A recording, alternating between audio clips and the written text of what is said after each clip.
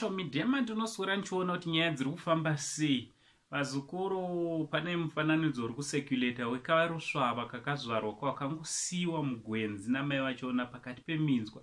Kandoda kuti ndinge ndiri ndinokuratidzai mufananidzo wacho. Handiti so chiteerera kana wanga usati wasubscribe paSain TV nokurudzira kuti usubscribe wotena on your notification bell kuitira kuti pega pega patinouploada mavideos you will be notified. Right, ndichitoni maswera sei zviri kudii kwese kwamuri vazukuru vasekuru Sain.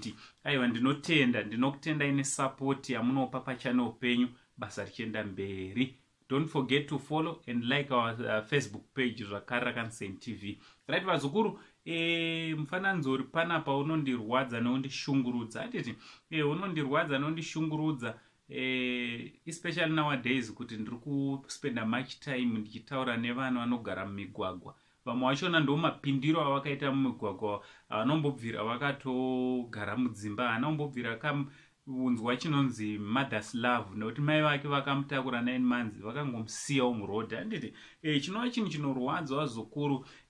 Ameno kuti mweya wani unobata vanhu, especially pavana, mweya wekusanzwa tsitsi, mweya wekusanzwira vana tsitsi. Handiti chinova chinhu chinorwadza nekushungurudza, especially vanhu vakadai. Ndinoti achinga vabatwa, mai vacho vachinge vabatwa, ngavapiwe life in prison, because already vatopa life in prison kune mwana uye asina mhosva yaapara. Handiti nesuwo varume ngatisarare nemadzimai kana uchiziva kuti zvoni haumuda. Handiti munopfeka protection vazukuru, pfekai zvekudzivirira, momeka sure kuti madzivirira kuitira kuti pasaite pamuviri pasingadikanwa. Handiti endewo kana indototi kana utorega kunyenga kana usingakwanise kuzochengeta, usingazode responsibility after sex. Handiti kana pane zvazoitika usiyana nevana vevanhu. Handiti because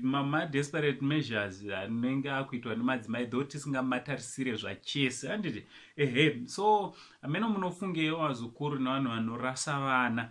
Ndiri kubatikana zvakanyanya nekuti ndiri kutaura nawo. Ende vazukuru ndoda kukurudzirai kuti never judge vana vaivai vanenge vachimhanya mustreet, vanopedzwa kuita musikanzi vamwe vachiba, vachibhema glue, vachibhema madrugs.